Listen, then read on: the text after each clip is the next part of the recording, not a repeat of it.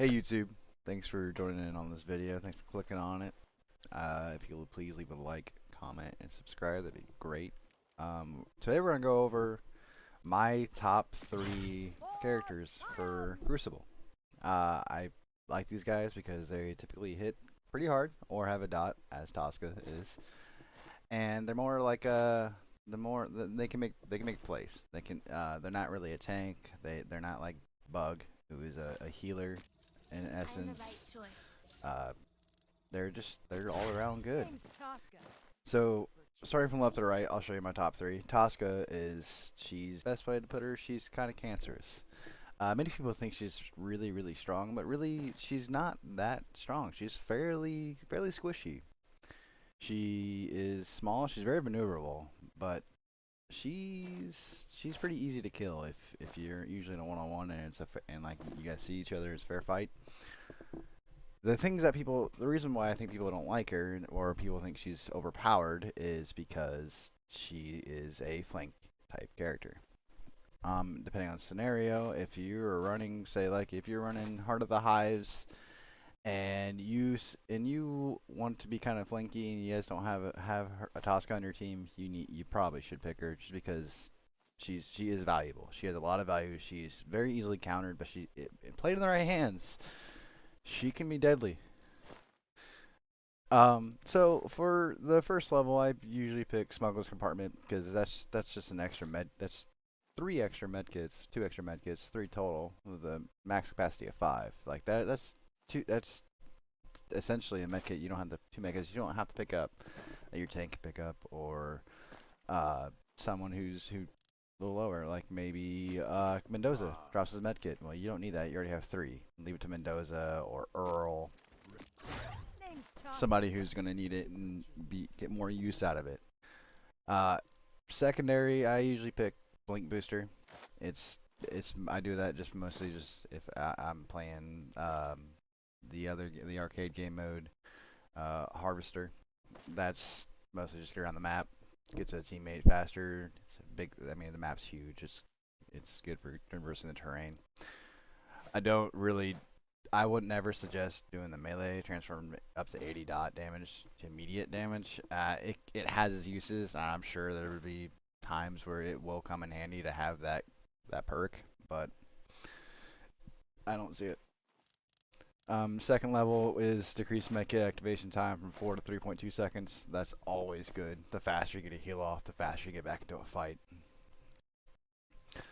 And my level 3, I pick a rapid shot stabilizer. I mean, why not? Like, you have faster fire rate, you get play more dots on faster. It has less of a kick. There's no reason not to run this.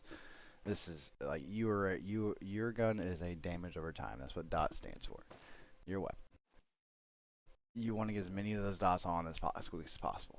You get them on there, put them on the guy, get out, move around, let the tank come in there, and do the majority of the damage while your dots just tick away at them. And just keep an eye on that guy, because typically when you drop in and you put a bunch of dots on someone, they're gonna run away. So you can chase them. You have that dash. X-ray goggles. The range is 65 from 50. Stop. I believe it's 50. Yeah, 50 meters when it just base. I don't see any point in that. I really don't. I don't think that's really that worth it. I'm sure it has its uses. It's just I do not agree with that being a good level 3 perk. Alpha Spill. It creates an AoE for 8 seconds that damages and slows enemies for 25% for 2 seconds. So Adhesive Spill is Adhesive Alpha is your little poison grenade you throw. It inflicts damage and slows target. If you're chasing someone and you can get that on them, hey, use it. I usually use it when we're fighting the full team because it at least will hit somebody, if not multiple. It is an AoE, so that's useful. But I say still go with the rapid shot, the Rapid shot, because that's faster dots, faster fire rate. I mean, less recoil. You don't have to pull down on the mouse so much. Granted, this game has very little recoil as is. It seems awkward. It takes a little bit to get used to. Faster dots, always go with faster dots. And then your fourth level is you get an extra blink from 2 to 3. That is huge, guys. That means you can blink, use 2 blinks in to get into a fight, shoot a couple rounds, blink out. By the time you shot off your first magazine, you already have two blinks up. You can blink one blink out, recover, kind of reassess the situation, blink back in, and you still have one. It's not never-ending rotation. If you can keep at least one of them in reserve, you'll always have a way out, and you'll always be able to maneuver about the battlefield better and get better positions. This game is all about positioning, guys. The level 5. Level 5, it's got actually, both of them are actually very, very good. One of them favors more aggressive playstyle. The other one favors more tactical.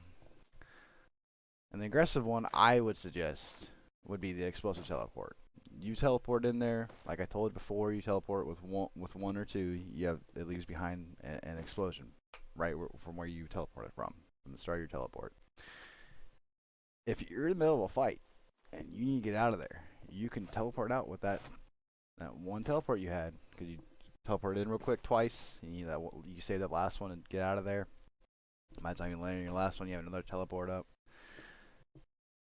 It will do some damage. It'll do some immediate damage. It's not. It's a save me, and it does damage while you're getting out of there. So it's knocking out two birds with one stone. You're getting safe. You're going to a safe position, and you're still doing damage. Another one on the tactical side is the ISO Charnel Cloud. Yeah, ISO Charnel. It increases the number of electro clouds, which is the little gas clouds you drop. You can pop out your back, from 1 to 3. It makes them smaller. That is actually that can be very, very useful. You can drop like one on the main team and then surround them a little bit, maybe behind them or in front of them, to kind of give you more of a tactical field advantage. That can be very, very useful. That's more of the, I'm going to flank and I'm going to block off a line of sight, and then I'll use my X-ray goggles to see them, and I'll get shots in while they're in the clouds. You can cover a wide area. You can cover multiple spots. You can cover one area and save the other two for later. You can cover two. It doesn't matter. You can use it however which way you want. Either way, you're not going to go wrong. I like the explosive teleport because I tend to get into a fight real quick fast, and then I find myself having to get out of there. I'm fairly aggressive. All right. Next character that I like the most is Shakiri. Shakiri, she's different. She takes a little bit of skill. If you like to have that range and up close damage, and a healing orb that can lock people in or lock people out, lock the enemies in, lock the enemies out, this is your girl. She is essentially a gunslinger with a blade. So for the first one, I don't ever go with extended lunge, increase the sword attack range, because yes, it's nice, but if you're playing her right, so the way I play her is you use your pistol when you're running up to them or chasing them, and when you get close enough, it's just your sword. If you can kick this girl out to where she does so much damage with her sword. She's still fairly squishy. She's not very tanky. She's another kind of flanker, high DPS, high damage output, high damage potential, low health. The one I usually go with is the Starlock Capacitor, and I'll explain to you why I do that later. It increases your maximum pistol energy from 6 to 8. It's fairly simple. You get 2 more shots. The last one is Halo Shield. Halo Shield increase called Noble Shield. It makes the shield a little bit bigger. That can be useful in some scenarios. It gives you a little more maneuverability. Maybe the battlefield where you're sitting at is you're like around a rock and you drop it on one side of the rock and it encompasses the other side. You can run on the other side of the rock for cover or to break a line of sight. I don't use it because I use the shield either for trapping people to kill them or to hide myself long enough to hopefully get a medkit off. Level 2 is fairly simple. Empowered deflected shots inflict 50% more damage. With your sword, you can deflect some shots if you're swinging it. She's I mean, yeah, it's pretty simple, not hard. Force dome, yeah, then shift, and then you're swinging fire. Now this is why we chose the extra 2 energy for our pistol. Synergistic blade increases sword damage plus 3% for each remaining shot in your pistol. If you press shift or whatever your keybind is, and you swap to your pistol, you shoot off a couple rounds, you swap to your sword, you're fighting somebody, you still have 6 shots. You still have 6 shots. That's 18% more damage to your sword until and once it reloads. If you're quick about it, you can switch to your pistol and switch right on back. There's 24% more damage right there, just for you swapping a weapon around to your sword, not to your pistol, to your sword. The next one is your freeze lock. This is more for you guys who are playing this score as more of a gunner rather than a swordsmith. Pistol shots will slow an opponent, makes them easier to shoot. It can go from 10% for 1.5 seconds up to a maximum of 30. So only 3 shots you need to slow them down to the maximum. And 30% movement speed is quite a lot. That makes it really easy for you to hit your shots, or for the sniper girl, the avatar, Jonah, to come in and snipe them in the head with those headshot multipliers. For my prima. The last one is gives your abilities recharge 15% when health is above 70. This is situational. Usually you want to keep your health above 70. By all means you do, but it doesn't. I don't see it having an issue. Seeing it being really good. I personally never used it. I've never even seen a reason for me to even try this ability out, because if you're in a fight, where your abilities really matters in a fight, you're not going to be above 70 a lot of the time. If you are being aggressive like I am. I play aggressive. If you're a little more conservative in your gameplay and your fighting style, then hey, by all means, go with it. Level 4 ability, Force Dome health and duration increased by 50%. Just makes your Force Dome stronger. Your Force Dome is that little shield you can pop up. It'll block enemies out. If you land it around somebody, it locks them in there for a couple seconds or until it's broken.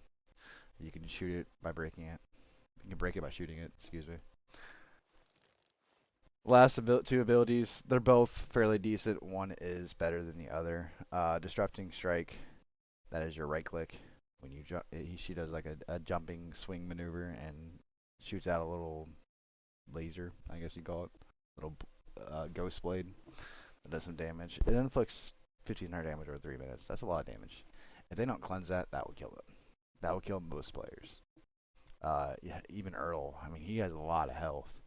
But if you play that right, if you hit that right and you keep on him, that's constant damage. That's a lot of damage. But it's so long, 3 minutes. Whew. You got a lot of time to cleanse that. The one that I pick is Restorative Dome. This makes your Force Dome, the one that locks people out or locks people in or just can save you, gives you some health. So as you pop, say you're in a fight and you pop it and you blocked everyone out from shooting you, it's going to heal you while you're popping your medkit. That's a little bit extra health. Maybe there's somebody in there and maybe keep you alive long enough has the ability to keep you alive long enough until you get that you can kill them. Last girl, and my personal favorite, Cezanne. Cezanne, she has a rotation that I feel like needs to be. You need to know what you're doing. You need to pay attention to her ammo. She doesn't have a lot of ammo. She does a decent amount of damage. She's probably about as close to Mendoza as possible. But she has a rotation that you gotta keep an eye on. You can't just shoot and then expect it to automatically reload. You gotta swap them out. You gotta pay attention. She comes with an AR style weapon. It is called an inertia gun, a shotgun, and an electro knife. It's a throwing knife. Each one of these are different. They all have different capabilities. She is what her tag says, a one-man army. She's pretty good. I like her. She's my favorite. Me and my buddy OG Kermit. He uses Bug, and I will use her, and we'll win quite a bit of the Alpha Hunters. First essence level, swapping weapons heals you 20 health. It's not a lot. Doesn't make a big difference, but you're constantly swapping weapons, and that's constantly a health regen all the time. Especially in a fight, you're shooting and you're swapping your shotgun, and then you're swapping your knife, then you're back to your inertia gun. You're always swapping.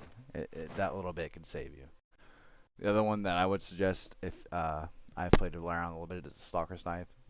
It allows your electric throwing knife to detect targets in 25 meters. Even detects them if they're invisible.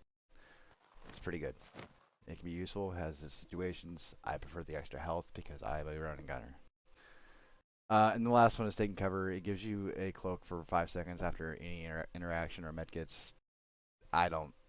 Where would you use this other than in a fight when you're trying to run in there? I don't know. I have no idea. I can't tell you. Level 2, fully engaged. Swapping weapons grant short-term passive abilities. For the electro knife, you gain cloak. Great. You switch to your knife, you can break that line of sight. They're looking for you. It's automatic. Shotgun, you get a speed boost. That's great if you need to get out of there. You don't have your dash. Inertia gun gives you 150 shields. That's good for tanking. You gotta, if you're fighting that Mendoza or something, and you're closing that gap for that shotgun, you want a little bit of extra shields. It's good level 2. Really good level 2. Level 3, I prefer damage. Obviously, so I go with the first one almost always. Swapping weapons grants 6% damage boost for 10 seconds. That's a long time for a damage boost. Typically, you will never even hit the full 10 seconds. And 6% it stacks up. It's not a lot, but every little bit counts. The next one I would suggest would be the second perk choice for level 3. Shotgun can knock back and is more accurate. Shotgun is probably her strongest weapon and does the most damage.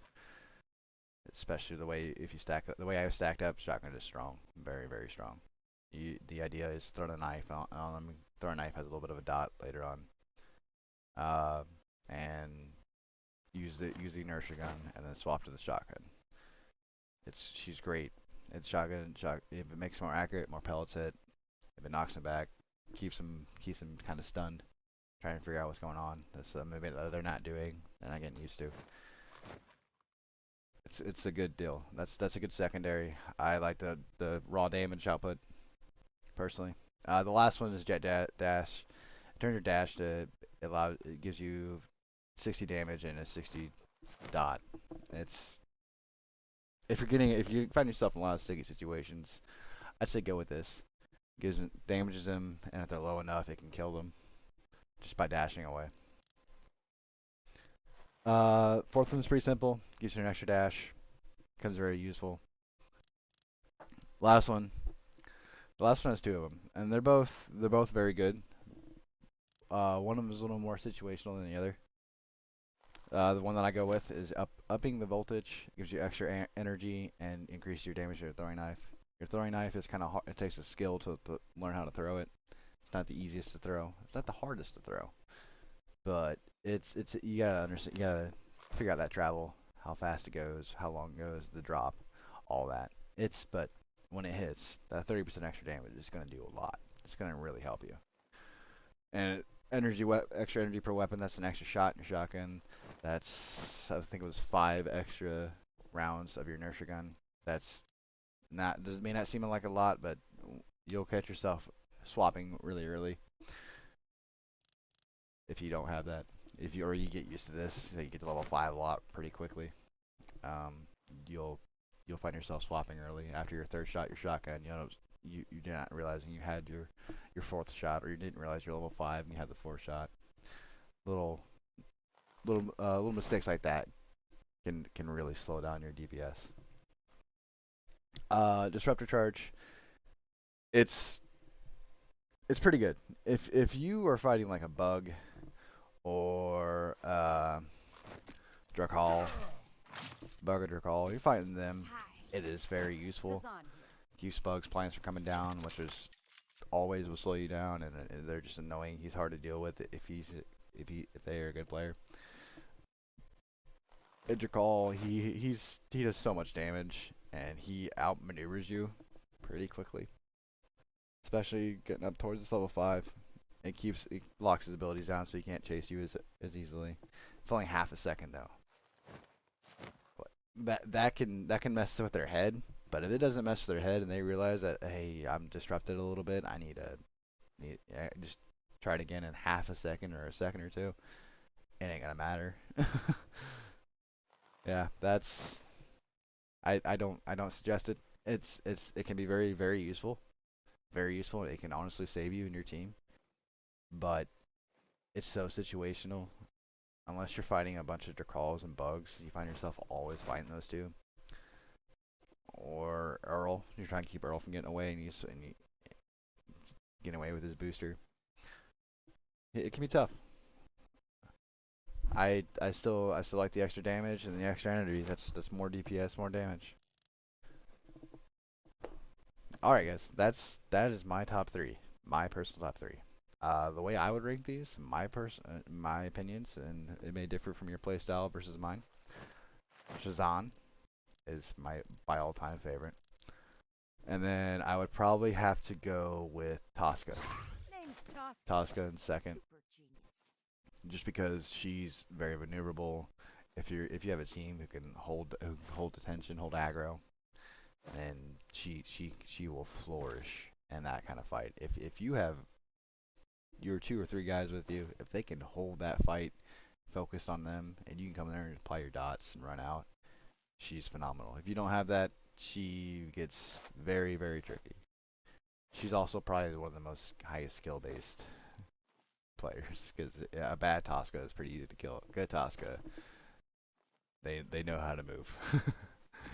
And the next one is Shakiri. She ain't the strongest. She's not the best, but I like her. She's fun. She's great. She can battle up close and far away. I would never take her to a one-on-one with Drakal because at least in close range, I would definitely keep my distance with Drakal no matter what.